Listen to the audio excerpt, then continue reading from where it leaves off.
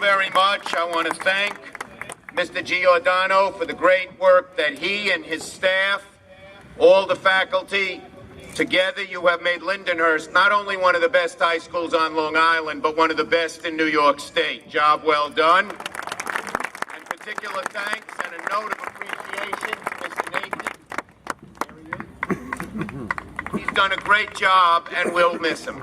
Thank you for your service to Lindenhurst and the kids.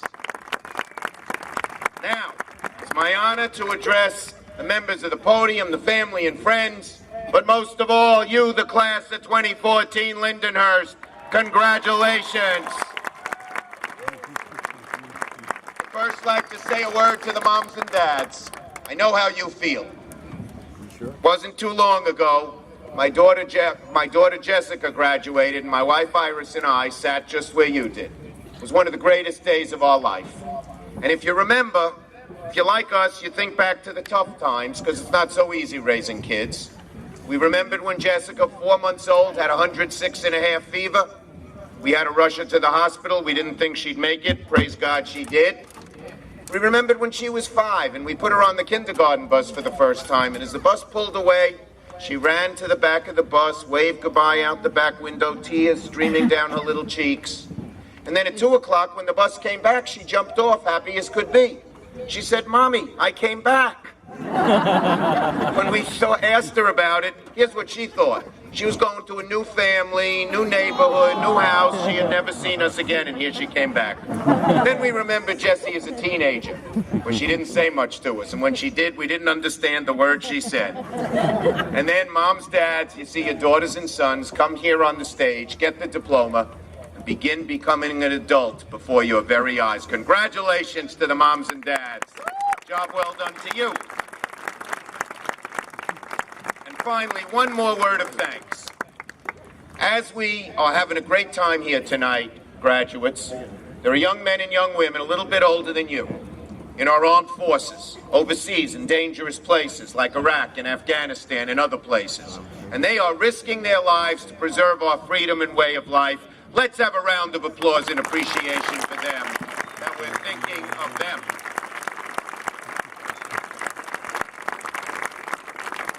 Okay, so to this great class of 2014, you're graduating with 2 big advantages, among others. First, you've gotten a great education here at Lindenhurst. There are millions of young men and women your age graduating, but very few will have as good an education as you here on Long Island at Lindenhurst. And second, you have another advantage. You're the first generation to grow up amidst all this new technology.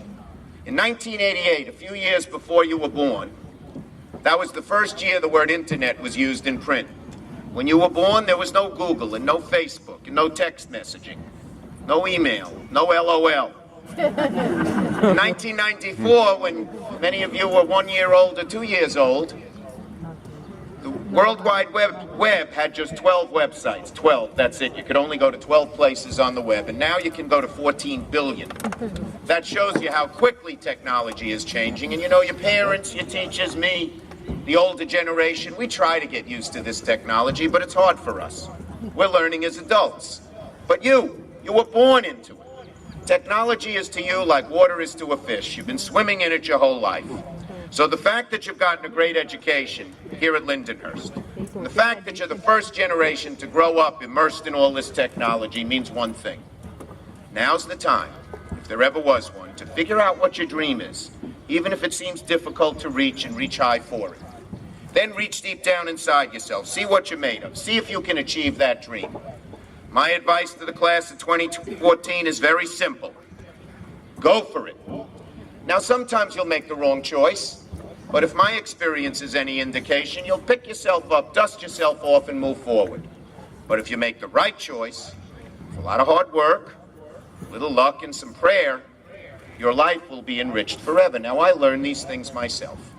When I was seated at graduation, as most of you will be a few years from now, God willing, I learned that I had won a scholarship to travel all around the world, all expenses paid for a whole year. For me, it was the opportunity of a lifetime. I had never been out of the country before. But at the same time, I met a girl, and I fell in love. Aww. Well, I ask you what I should do. I had to decide. Should I go around the world on the all-expense-paid scholarship? Yes. Or should I stay home with the girl, my first true love? No. I should have listened to you. I stayed home with the girl. Oh, don't clap yet, you romantics over there. That summer, she went on a brief vacation, and I went to the airport to meet her on her return. As soon as she got off the plane, I saw by the look on her face, something was the matter. She dumped me by Labor Day. There I was. No scholarship. No trip around the world.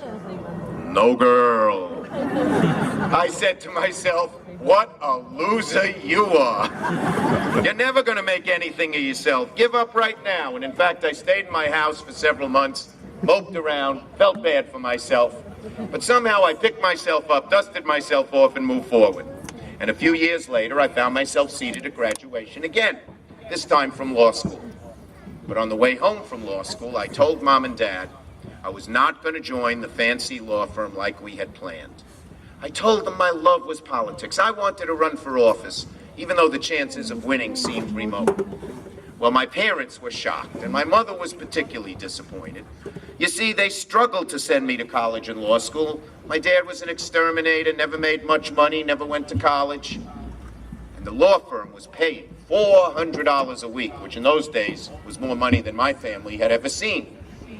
But my dream was to run for office, and so that fall, at a very young age, I ran for the New York State Assembly against long odds, and I had 3 opponents. There was the party machine candidate, there was a neighborhood activist, and then there was my mother, who was telling all her friends not to vote for me. So as she said, I'd get this dumb idea of being a politician out of my big, thick head. Well, graduates, a few years earlier, I sure didn't get that girl. But that November, I won the election. So, for this great class of 2014, go for it. And when you have doubts, we all have doubts, remember, you have a lot of blessings, including a great education, great time to grow up in the world of technology, and many other things. To the class of 2014, congratulations. Good luck. Godspeed, and don't forget, go for it.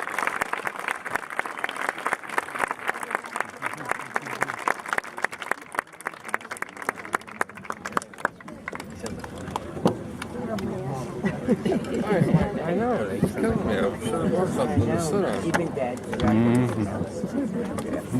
Okay, graduates.